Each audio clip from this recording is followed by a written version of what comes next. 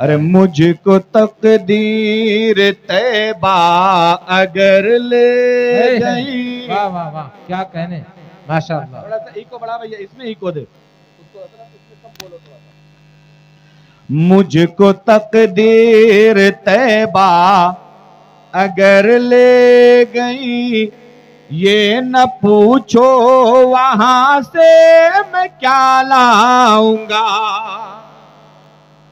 आज ही हज करने जाता है, कोई सोना चांदी लाता है, कोई खजूर भर लाता है, कोई कपड़ा उठा लाता है, कोई बच्चों के लिए घड़ी ले आता है, कोई खिलौना लाता है, कोई कुछ लाता है, कोई कुछ लाता है। लेकिन एक जब नबी का सच्चा आशिक हज करने उमरा करने जाता है तो वो क्या लाता है, मुलाहिजा फरमाए। अरे मुझको तकदीर तैबा अगर ले गई, मुझको तकदीर तैबा अगर ले गई, ये न पूछो वहां से मैं क्या लाऊंगा। मुझको तकदीर तैबा अगर ले गई, ये न पूछो वहां से मैं क्या लाऊंगा। सबसे गुंबद के साए में मैं बैठ कर, सबसे गुंबद के साए में बैठ कर, हर नजारा नजर में बसा लाऊंगा। सबसे गुंबद के साए में मैं बैठ कर, हर नजारा नजर में बसा लाऊंगा। मुझको तकदीर तैबा अगर ले गई। और सुने, शेर जो आ रहा ना, इसमें एक लफ्ज आ रहा खार। खार कहते कांटे को। मदीने का कांटा एक रवायत के मुताबिक आला हजरत के पैर में या किसी मुजद्दिद के पैर में मदीने के कांटा चुभ गया। पूरी जिंदगी उन्होंने कांटा नहीं निकाला, पूरी जिंदगी अपने पैर से कांटा नहीं निकाला। किसी ने पूछा हुजूर पैर में जख्म हो गया, लंगड़ा लंगड़ा के चल रहे हैं, फिर भी आपने कांटा नहीं निकाला। तो पता है क्या जवाब देते हैं, यार मैं उस मदीने के कांटे को पैर से निकाल के फेंकूं कैसे जो मेरे नबी के शहर में रहा करता था। जो मेरे नबी के शहर में रहता था उसको मैं निकाल के अपने बदन से फेंकूं कैसे। जरा सोच के देखो, ये मदीना है, समझे। शेर पढ़ता मुलाजा फरमाए। सबसे गुंबद के साए में मैं बैठ कर, हर नजारा नजर में बसा लाऊंगा।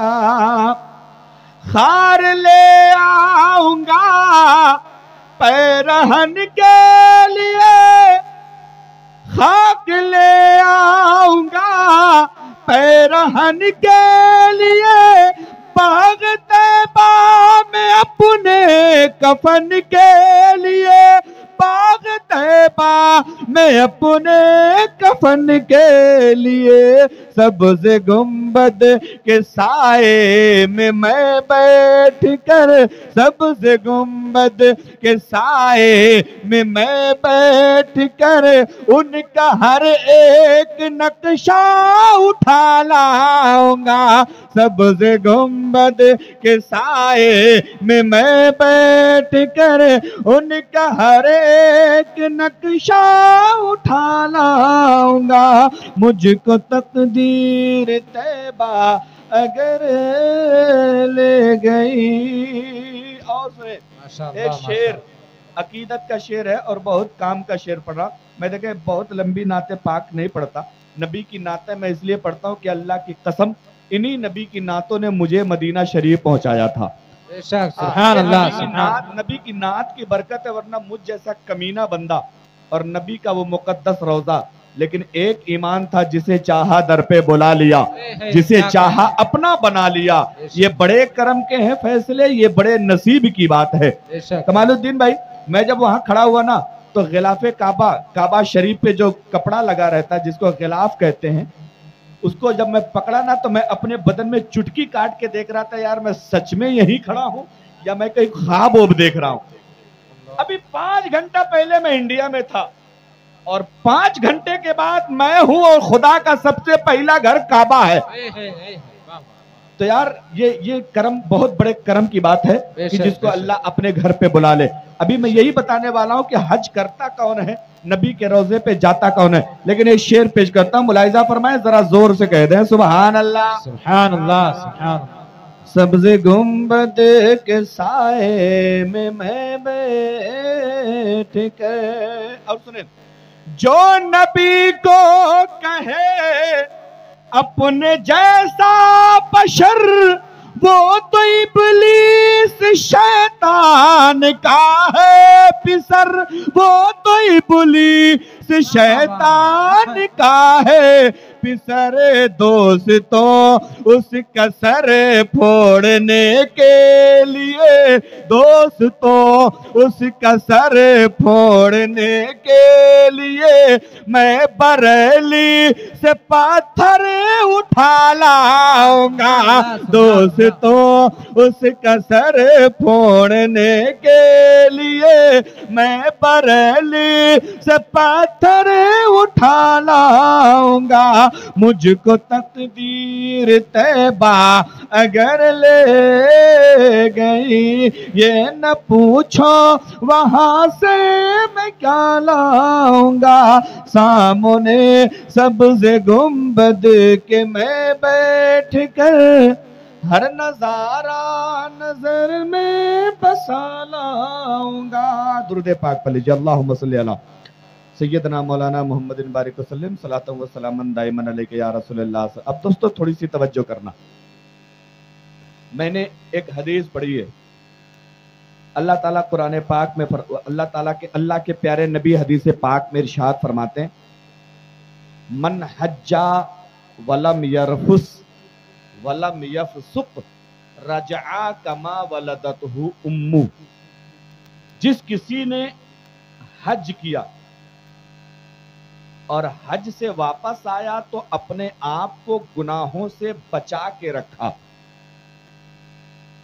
झूठ नहीं बोला, शैतानी नहीं करी, मक्कारी नहीं करी, धोखा नहीं दिया, चोरी नहीं किया, शराब नहीं पिया, ज़िना नहीं किया, किसी को सताया नहीं, किसी का माल नहीं हड़प किया, भाइयों का हक नहीं मारा, बच्चों की परवरिश करी, उलमा को सताया नहीं, दीन के काम में रुकावट नहीं बना, वहां से आया और अपने आप को गुनाहों से बचा के रखा, तो आगे नबी फरमाते रजा कमा वलदतहु उम्मु, तो वहां से लौटता है तो ऐसा हो जाता है जैसे अभी अभी उसकी मां ने जन्म दे दिया हो।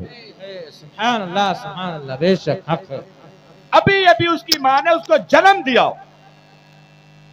ये उस हाजी के बारे में ये हदीस पाक है जो अल्लाह को राजी करने के लिए हज करने गया हो और अल्लाह ने जिसका हज कबूल कर लिया, उसके बारे में मुस्तफा फरमाते हैं वो गुनाहों से पाक हो जाता है।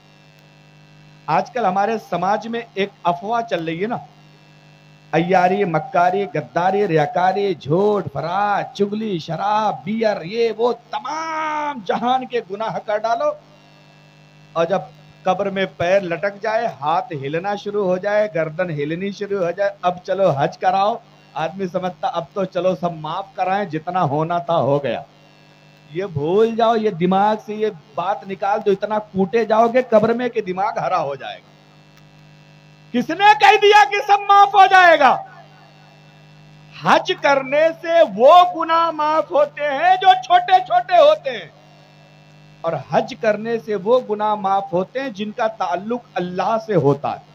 आपने नमाज नहीं पढ़ी, ये गुनाह है रब का, अल्लाह चाहेगा तो माफ कर देगा। आपने रोजा नहीं रखा, रब के लिए रोजा रखा जाता है, अल्लाह चाहेगा तो माफ कर देगा।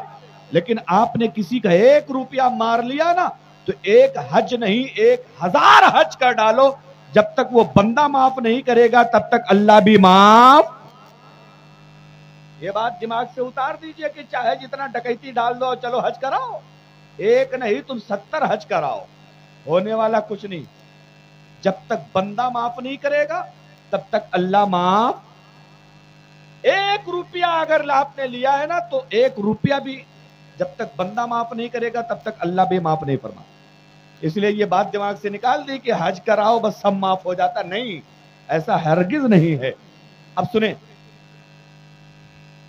बहुत कीमती बात है हजरत, थोड़ी सी तवज्जो करेंगे आप लोग। हाजी साहब बहुत काम की बात, मैं आपके ही दादा आप ही को सुनाने आया हूँ, क्योंकि हम लोग तो यही हैं। आप वहां जा रहे हैं ना जहां अल्लाह किस्मत वालों को बुलाता। अब बता हज करता कौन है, थोड़ी सी तवज्जो करना भैसाही वालों। मैंने कहा ना मैं लतीफा सुनाने का आदी नहीं हूं, तुम्हें चुटकुला सुना के हंसाना मेरी आदत नहीं। सुनो जो मैं दीन की बातें आप तक पहुंचा। हज कौन करता है? आखिर आपके गांव में बड़े बड़े लोग हैं लेकिन हज नहीं कर पाए, बड़ी दौलत वाले लोग हैं लेकिन अल्लाह ने हज की सआदत नहीं दी उनको। बहुत बड़े बड़े मालदार लोग हैं, जमींदार लोग हैं, ट्रैक्टर बोलेरो के मालिक है, बैंक बैलेंस है, सोना चांदी है, सब कुछ है, लेकिन हज नहीं कर पाए। तो हज करता कौन है?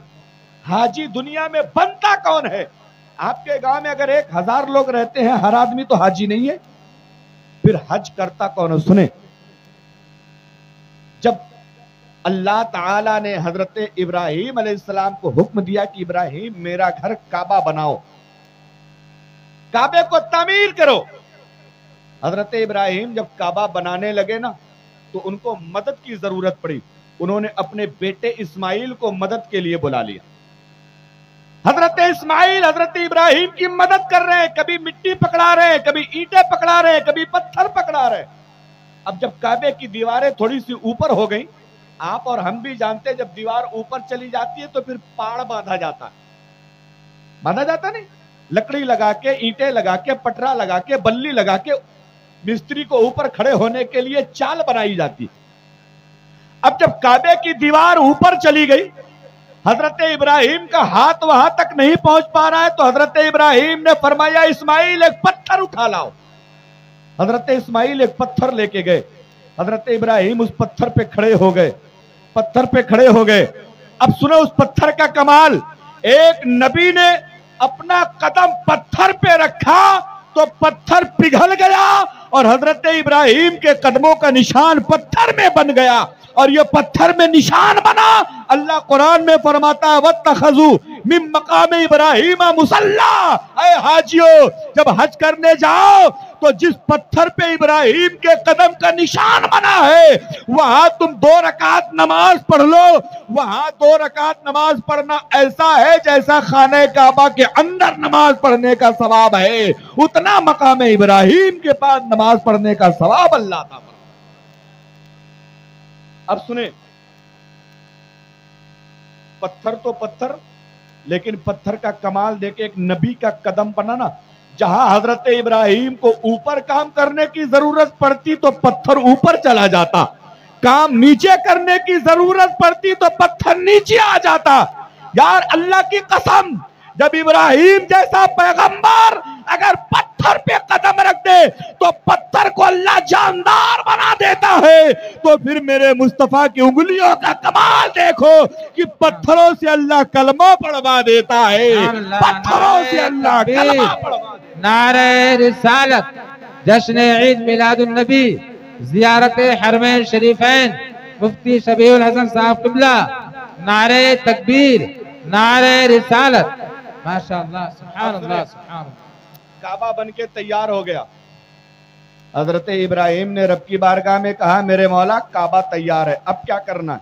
अल्लाह फरमाता है इब्राहिम लोगों में ऐलान कर दो, ऐलान कर दो कि आए काबा का तवाफ करें, मेरे घर के किनारे किनारे चक्कर लगाएं। हजरत इब्राहिम कहते हैं परवरदिगार मैं बोलूंगा तो आवाज ज्यादा से ज्यादा एक मोहल्ले में जाएगी, बहुत तेज बोल दूंगा तो पूरे गांव में चली जाएगी, तेरी दुनिया इतनी बड़ी है, इतनी बड़ी कायनात है, मेरी आवाज जाएगी कहां तक? आखिर मेरी बात सुनेगा कौन? अल्लाह फरमाता इब्राहिम अज़्ज़िन व अलैयल इबलाग, ओ इब्राहिम आवाज देना तुम्हारा काम है, पूरी दुनिया में पहुंचाना मेरा काम है। इब्राहिम तुम आवाज लगा दो, मैं दुनिया में हर इंसान तक वो आवाज पहुंचा दूंगा। सुभान अल्लाह, सुभान अल्लाह, माशाअल्लाह।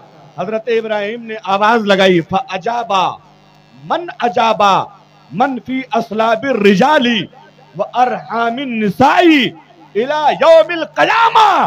तो हजरत इब्राहिम की उस आवाज का उन लोगों तक भी खबर चली गई जो मां के पेट में थे, उन तक भी आवाज चली गई जो बाप की पीठ में थे, उन तक आवाज चली गई जो कयामत तक पैदा होने वाले थे। तो जिसने हजरत इब्राहिम की आवाज पे लब्बैक